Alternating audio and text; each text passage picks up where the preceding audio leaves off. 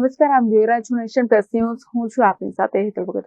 નર્મદા જિલ્લા બાર એસોસિએશનની ચૂંટણી અંતર્ગત પ્રમુખ પદે એડવોકેટ વંદના ભટ્ટ બિનહરીફ ચૂંટાઈ આવ્યા છે. સાવલી બાર એસોસિએશનની ચૂંટણી શાંતિપૂર્ણ માહોલમાં સંપન્ન થઈ છે. પ્રમુખ પદે સનત પરમારનો ભવ્ય વિજય થયો છે, તો ઉપપ્રમુખ પદે કમલેશ ભાલા વિજેતા જાહેર થયા છે. વકીલ મંડળમાં મતદાન માટે ભારે ઉત્સાહ જોવા મળ્યો છે. તો સાંજે 5 વાગ્યા બાદ મતગણતરી શરૂ થતા પરિણામો જાહેર થયા છે. અન્ય પદોના ઉમેદવારો પણ બહુમતીથી વિજયી થયા છે. પરિણામ જાહેર થતા કોર્ટ પરિસરમાં આનંદ અને ઉત્સાહનો માહોલ છવાઈ ગયો છે. તો સમર્થકો દ્વારા એકબીજાને શુભેચ્છા પાઠવી ઉજવણી કરવામાં આવી છે.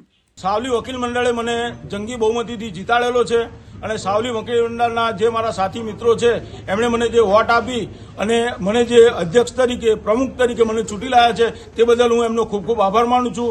અને વર્ષ દરમિયાન ગમે ત્યારે ગમે તે સમયે એમને 24/7 હું મારી સેવા આપવા માટે તૈયાર છું.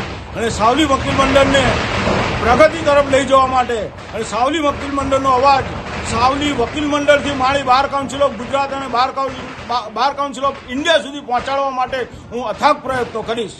Bureau for Nation Plus News Savli. સમાચારોના સતત અપડેટ મેળવવા માટે અમારી નેશન પ્લસ ન્યૂઝની યુટ્યુબ ચેનલને સબસ્ક્રાઇબ કરો, બેલ આઇકન દબાવો અને જોડાયેલા રહો ફેસબુક, ઇન્સ્ટાગ્રામ અને ટ્વિટર પર.